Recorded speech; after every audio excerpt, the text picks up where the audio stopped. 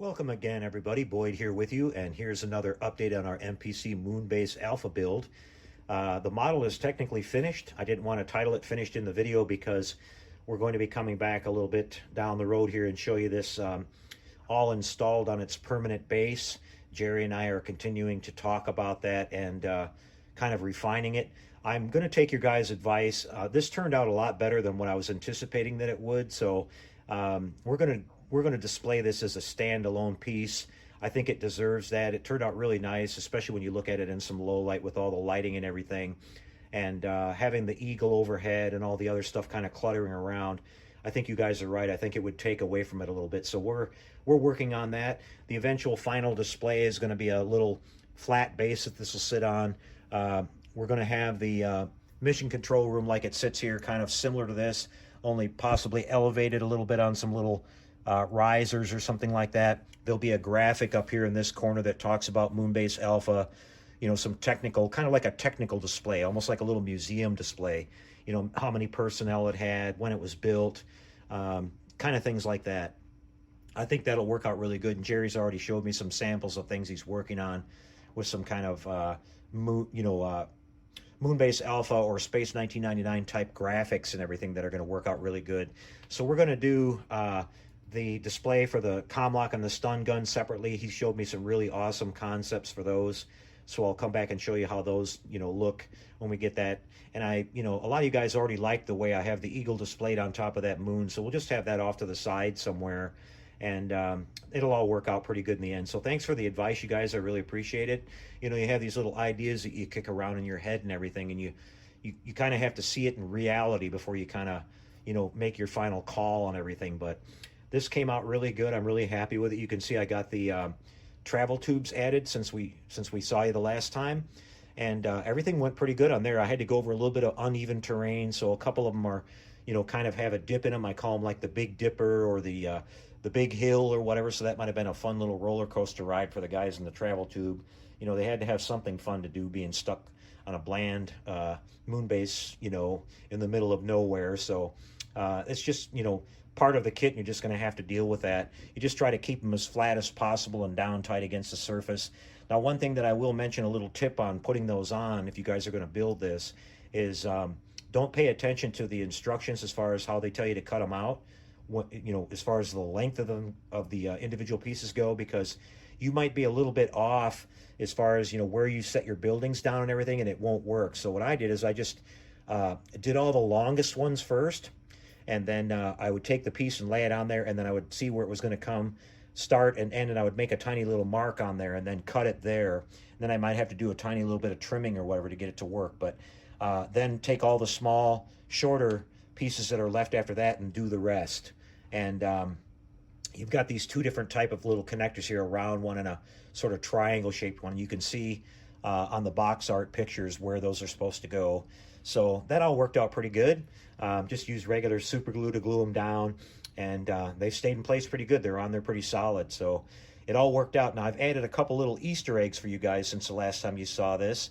Up here in the corner you can see I've got this cool little ship from the episode Earthbound, and this was a race of people called the Caldorians, and it was basically a sleeper ship that traveled towards the moon base and landed there. And the reason I kind of picked this one is because it guest starred Christopher Lee, who's actually one of my very favorite actors, and he played Captain Xantor in this one. He was sort of the head of the people, you know, the sleeper. It was sort of a little different type of a spin on the original Star Trek Space Seed episode. These people were like really peaceful. Their planet had been destroyed or something like that, and they were on their way to Earth, actually.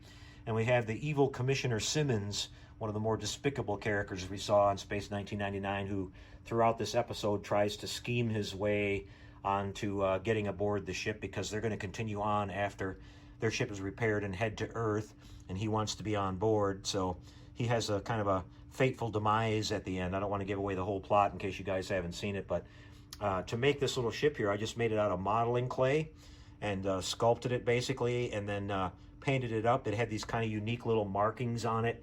I made the little landing gear legs there out of some wire, and got a pretty close approximation of how it looked. at that small of a scale, so I'm pretty happy with that. People that are Space 1999 fans will definitely recognize it.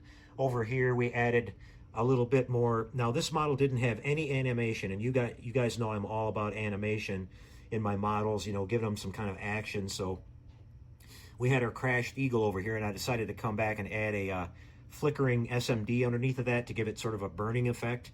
Now I know you guys out there that are real you know, physicists and scientists and all that will say, well, you can't have fire in the vacuum of space, but we're talking about a science fiction show here, you guys.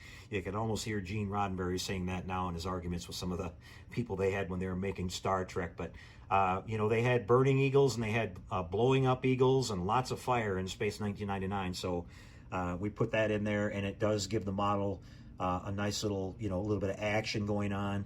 It's kind of hard to see in this light right here, but I also added a little strobing beacon on top of the launch pad here, just to simulate like, okay, this is an active pad that's launching an eagle and stand clear kind of thing.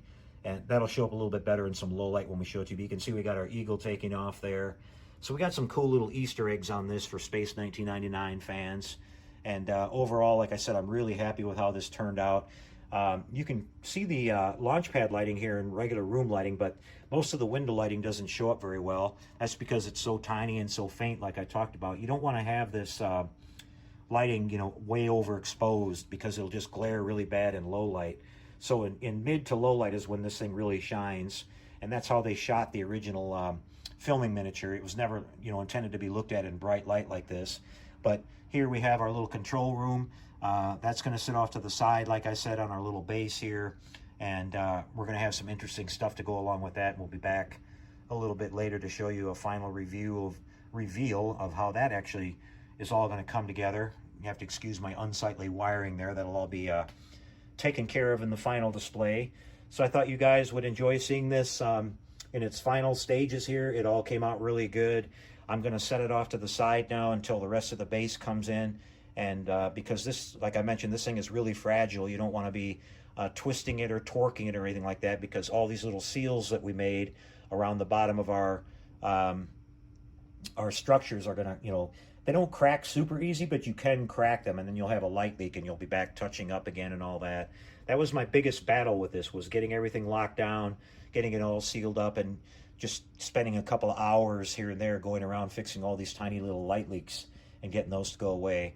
But we got it in the end, you guys. Just perseverance.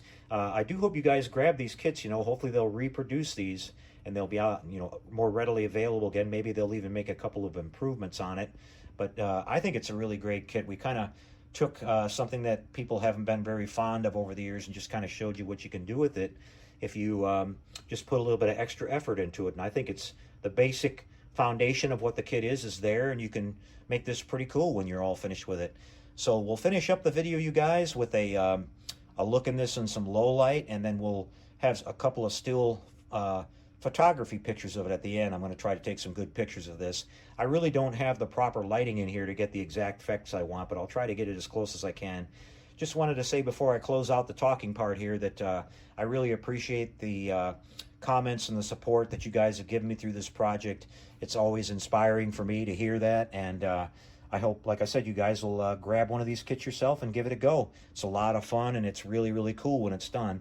I think adding these travel tubes have really made it seem a lot larger than it actually is to it, kind of spread the whole thing out, and it just added that kind of final missing link that it needed, I think. So there you go, guys. All right, a little bit of look at this in some low light, and we'll finish up with some pictures. We're going to start on another project here on the channel fairly soon, so we'll be back with that. Take care and happy modeling, you guys.